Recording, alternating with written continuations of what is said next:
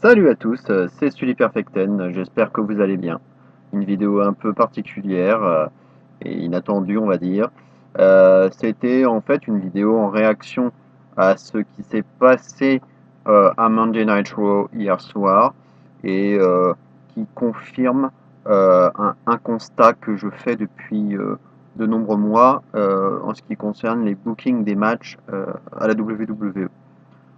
En effet, hier, on a pu voir à plusieurs reprises des combats qui étaient bookés, ou en tout cas, soit qui ont été bookés hier soir donc à Raw, ou même déjà la semaine prochaine, euh, en ce qui concerne le titre intercontinental notamment, on va en reparler, et des combats qui sont déjà prévus dans le pay-per-view à venir.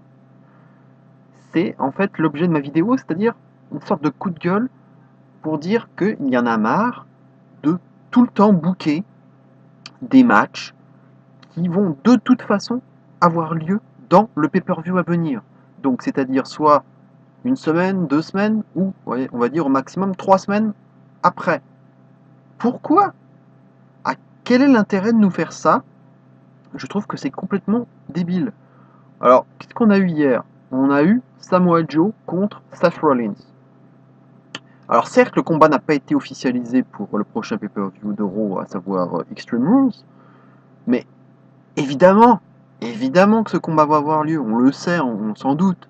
Euh, Rollins a battu Samoa Joe à Payback, voilà, de façon voilà, pas super convaincante, avec une sorte de petit paquet, euh, et Samoa Joe a réagi, je pense, de la bonne façon hier, en disant que ce n'est pas comme ça qu'on finit un match, qu'il n'en a pas fini avec lui, et que c'est lui qui décidera quand ce sera terminé, et que, en gros, le Kingslayer n'a slayé, entre guillemets, personne, euh, et que, voilà, c'est pas comme ça qu'on n'en a pas fini avec lui, quoi. Il n'en a pas fini avec lui.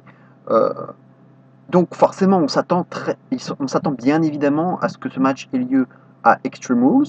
Donc, par conséquent, dans un match à stipulation, on ne sait pas encore laquelle, et on va pas tarder à le savoir. Mais tout ça pour dire que pourquoi on nous book ce Joe Rollins alors qu'on sait très bien qu'il va avoir lieu dans même pas un mois à Extreme Rules. Donc ça, c'est une première chose. Deuxième chose, en ce qui concerne le titre intercontinental. Qu'est-ce qu'on nous annonce la semaine prochaine? Un match pour le championnat intercontinental, bien entendu, entre Dean Ambrose et Le Miz. Pourquoi ce match va également avoir lieu à Extreme Rules? Ça n'a pas été officialisé, mais on le sait. Ce titre va être défendu à Extreme Rules. Alors là aussi, on ne connaît pas encore la stipu, mais peu importe. Pourquoi est-ce qu'on nous book ce match la semaine prochaine? Ça ne sert à rien. Et troisième cas de figure, parce que là on a eu 3 cas d'un coup, en une soirée on a eu 3 fois le même cas de figure. On nous annonce donc ce soir, donc on est vraiment dans l'actualité, dans le prochain SmackDown donc de ce soir, un Samoa Joe contre Dolph Ziggler, un Shinsuke Nakamura contre Dolph Ziggler. Mais la feud elle est installée depuis quelques semaines. Ce match, il y a quasiment aucune. C'est quasiment sûr et certain que ce match va avoir lieu à Backlash aussi. Donc c'est-à-dire dans 2 semaines. Pourquoi nous booker ce match? Pourquoi? Et en plus, ça tue le suspense parce que ce genre de combat organisé donc à quelques jours ou quelques semaines d'un pay-per-view, bah, il faut se douter que le match il va pas se finir clean.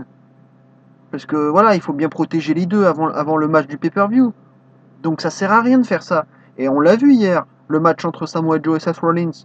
J'aurais pu parier ma chemise, ou même plus que ça, pour dire que ce match n'allait pas se finir clean. Et ça a été le cas, puisque Samoa Joe a, euh, a plusieurs fois cogné la tête de Rollins contre le coin dont la protection avait été retirée. Et ce qui a occasionné une disqualification. Donc voilà, c'était de cousu de fil blanc, ce genre de choses. Et il faut s'attendre à ce que le Nakamura Ziggler de ce soir se termine un peu de la même façon. Donc bon, Nakamura n'est peut-être pas son style de se faire disqualifier.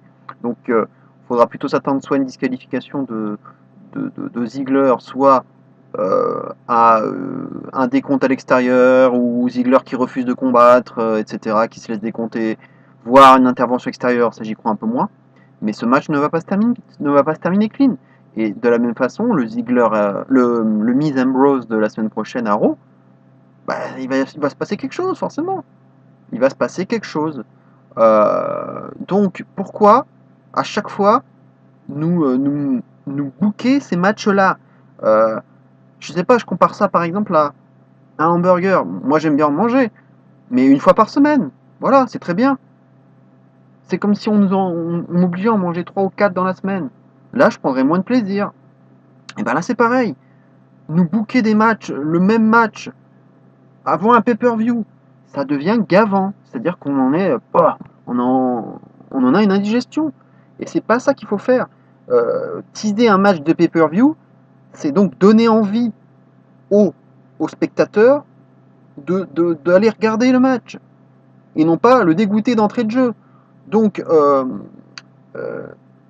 pourquoi est-ce que on a déjà le combat avant le pay-per-view? C'est stupide, c'est anti-commercial, c'est complètement l'inverse de ce qu'il faut faire.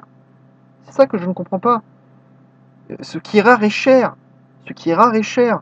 Donc il faut faire en sorte qu'il y ait un manque, qu'il y ait quelque chose, provoquer quelque chose chez le téléspectateur. Euh, Justement, et donner ce manque.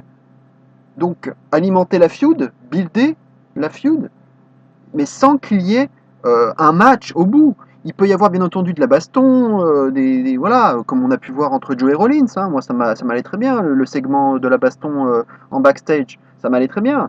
Ça te donne envie. Ça, c'est bien, ça te donne envie. Mais pas qu'il y ait un match derrière. Ça tue tout. On s'en fout maintenant de ça. En plus, ils sont affrontés à Payback. Donc déjà, on va avoir un rematch. C'est quand même déjà largement suffisant. Alors si en plus on nous fout un match dans un show hebdomadaire, ça commence à faire beaucoup. Donc pourquoi nous faire ça? Donc ce qui est rare est cher, il faut provoquer le manque, et c'est comme ça dans la vie. Euh, Même dans une relation amoureuse, enfin, moi c'est mon opinion personnelle, mais être avec sa copine tout le temps, les uns sur les autres, je pense que c'est pas bon pour un couple, parce qu'ils n'ont plus rien à se dire après. Et on en a marre. Donc c'est bien d'être un peu séparé, d'avoir un peu son indépendance, pour mieux se retrouver après.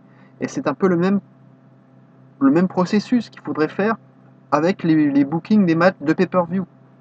Il ne faudrait pas euh, provoquer une indigestion chez le spectateur et chez le fan.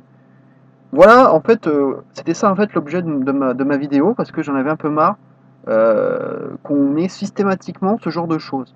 Et on l'a eu à 3 reprises hier soir, pour 2 matchs de Raw et un match de SmackDown de ce soir. Donc il y en a un peu marre. Et heureusement en fait qu'il y a Braun Strowman qui est blessé là, qui va partir un peu s'absenter là pour blessure. Parce que j'aurais eu peur que Reigns et Strowman s'affrontent encore une fois avant Extreme Rules. J'aurais été capable de le faire. Donc faut arrêter avec ça. Alors je sais, la WWE ne va pas regarder ma vidéo, hein, ça j'en ai conscience. Mais je parle juste en tant que youtubeur de catch et en tant que fan de catch, pour exprimer un peu ce ras-le-bol. Parce que ça date pas d'hier, hein, ça fait plusieurs semaines, plusieurs mois qu'on a ça, de nous teaser, de nous faire des matchs avant le pay-per-view. C'est complètement stupide. Euh, donc j'aimerais bien qu'ils arrêtent de faire ça et provoquer plutôt le côté inédit de la chose. Enfin, inédit, ou en tout cas raréfier les choses. Parce qu'évidemment, Miz Ambrose par exemple, on en a déjà bouffé dans le passé à SmackDown, on en avait déjà bouffé. Donc c'est d'autant plus stupide de le refaire, que les deux s'affrontent, alors qu'il n'y a même pas encore eu le pay-per-view. Alors je sais, je pense que l'une des justifications d'avoir fait ça, c'était peut-être pour on va dire nous soulager, nous réconforter de ne pas avoir eu le match à Payback, parce qu'il n'y a pas eu de défense de titre intercontinental. Mais même, ça change rien, ça ne change rien. Euh, S'ils avaient mis le match à Payback, ok, mais à ce moment-là, il n'y aurait pas eu de match, il n'y aurait pas eu le match à Extreme Rules. Enfin, en tout cas, je l'espère. Et en tout cas, s'ils mettaient le match à Extreme Rules, Il faudrait pas qu'il y ait de match entre les deux. C'est toujours l'histoire de raréfier les choses. Déjà, faut déjà, voilà, faut déjà avoir aimé le premier match. Alors pour nous en refoutre un deuxième dans le pay-per-view suivant, faut déjà à ne pas avoir été gavé par le premier. Parce que Joe Rollins, bon, ça passe encore, voilà. Mais il y a un deuxième qui va probablement avoir lieu avec Extreme Rules. Mais ne le gavez pas avec un autre match entre les deux. C'est surtout l'entre-deux qui me fait chier. De mettre des matchs de pay-per-view dans les hebdomadaires. Ça me rend fou, ces conneries. Euh, donc, voilà, c'était simplement pour dire ça. Et moi, c'est mon vœu personnel, c'est d'arrêter de faire ce genre de choses et nous réserver la teneur des matchs uniquement pour les pay-per-view. C'est tout leur intérêt en plus. Hein.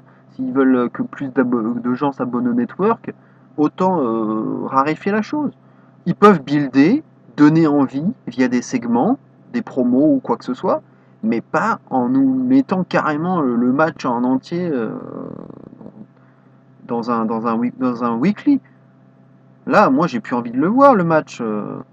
L'Ambrose Miz, j'en ai avoir déjà ras-le-bol. Le Joe Rollins, déjà qu'on a recommencé à voir l'attaque sur le genou, ça va 5 minutes. Donc il va nous refaire la même chose avec Extreme Rules.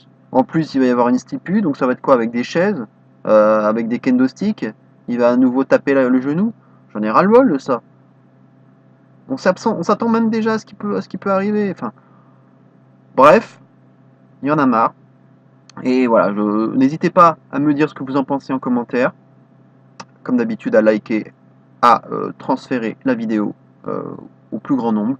On se donne rendez-vous pour la prochaine vidéo qui sera probablement les pronostics de Backlash, puisque ça va déjà avoir lieu dans exactement 12 jours. Donc il va falloir commencer à songer aux pronostics, en attendant en tout cas que la carte soit finalisée. En attendant, je vous souhaite une bonne semaine, et d'ici là, bien entendu, n'oubliez surtout pas, vive le catch. Ciao!